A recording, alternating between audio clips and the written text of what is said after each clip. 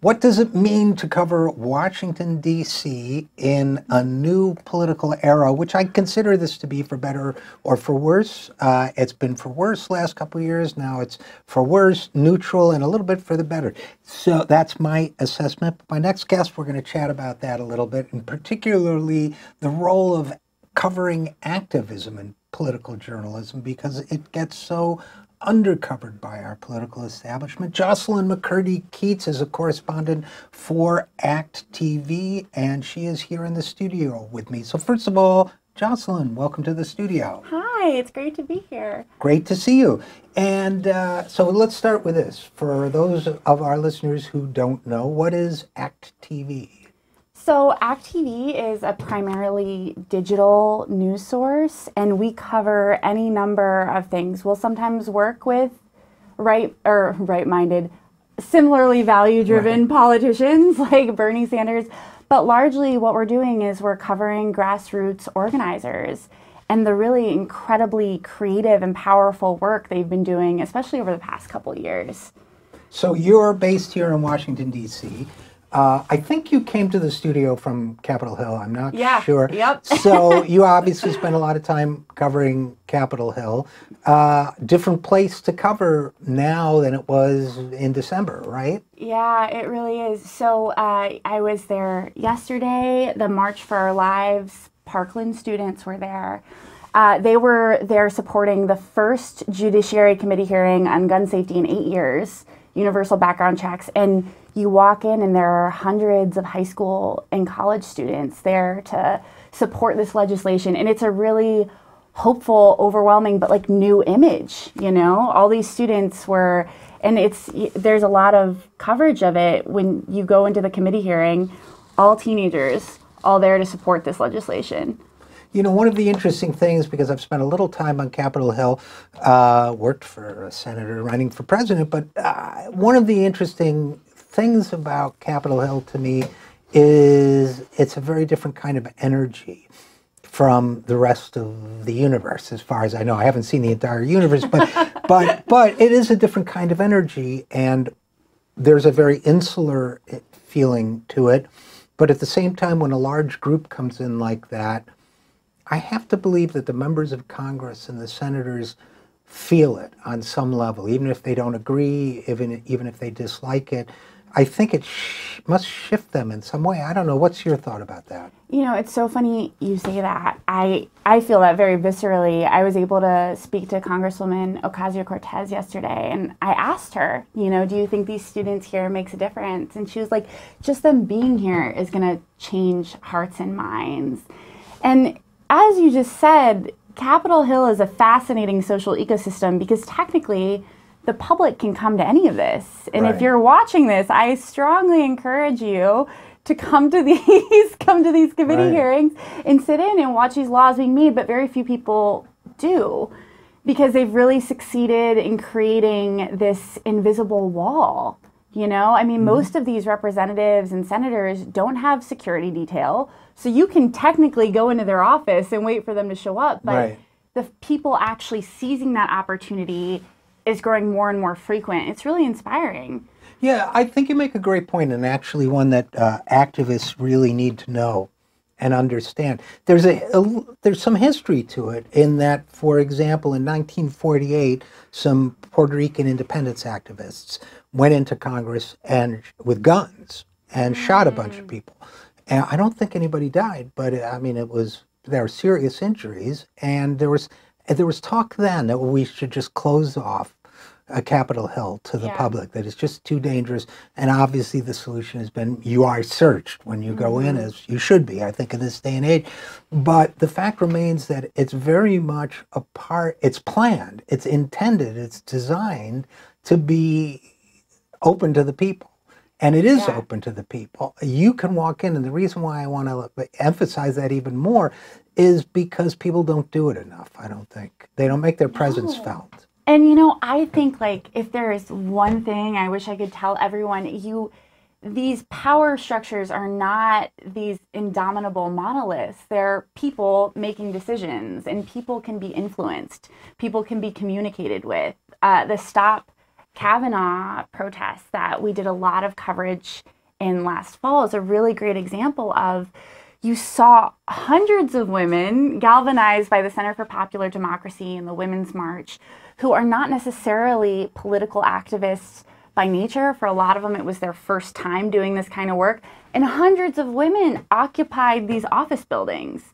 And we didn't win that fight, but we came so much closer than anybody thought we would. And it's just like...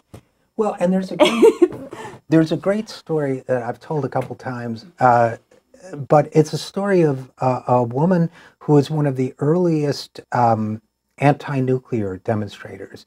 And she says it was a women's movement for peace. And she says she went to stand out in front of the White House with two other women with their signs in November 1963, and there was a terrible snowstorm. And she just said, I feel like such an idiot. We're so cold. Nobody can see us. You can barely see anything through the snow. And nobody's paying attention. We're here with our little stupid signs. I feel like a jerk.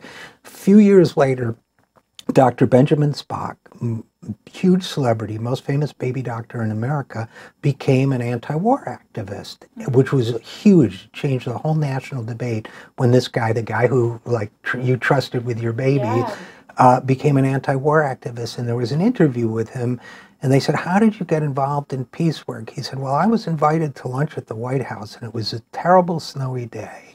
And as the car was going through the gate, I looked out and I saw these three women standing in the cold. Stop it. Yeah. And he said, oh my gosh. I thought if they care that much about this issue, I better learn more about it. So we never know, right, what our gestures do.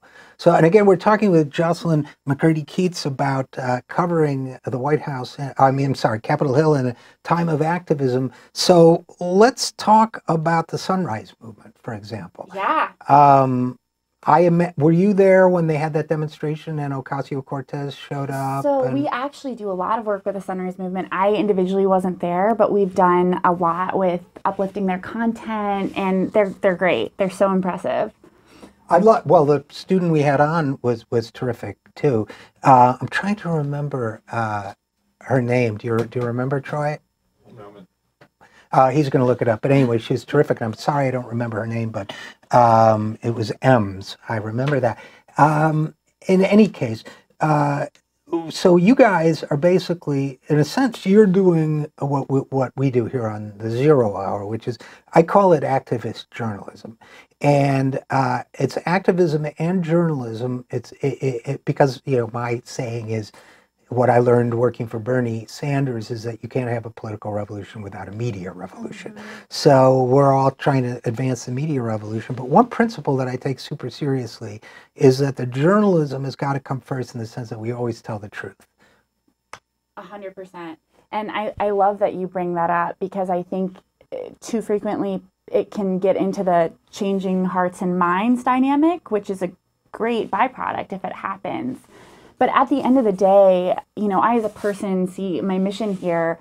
We have a corporatized media which doesn't always focus on the stories that need to be focused on. And I see what you do. I'm a big fan of your show, and what we do as discussing these things that aren't getting the platform they need. And I think what the Sunrise Movement does, climate change, a lot of the more academic aspects of income inequality, these are things that people don't really want to talk about in the mainstream, because there's not as profitable angle there, but they still need to be discussed in a huge way. This is the future of our country, Right. And this is, we have Matt Taibbi on this week to talk about the same thing. It's the topic of his new book, and it's something we talk about all the time.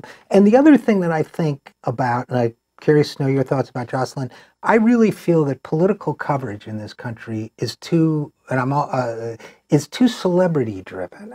We are always talking about the next Beto or the next Bernie or the next whatever, Kamala, but we don't talk about the movements that might be changing the debate. Sunrise Movement has changed the debate, has put the Green New Deal on the map. The Parkland students have changed the debate by people thought that the gun control argument had been crushed by the Republicans. They brought it back through giving a voice to the tragedy that they experience.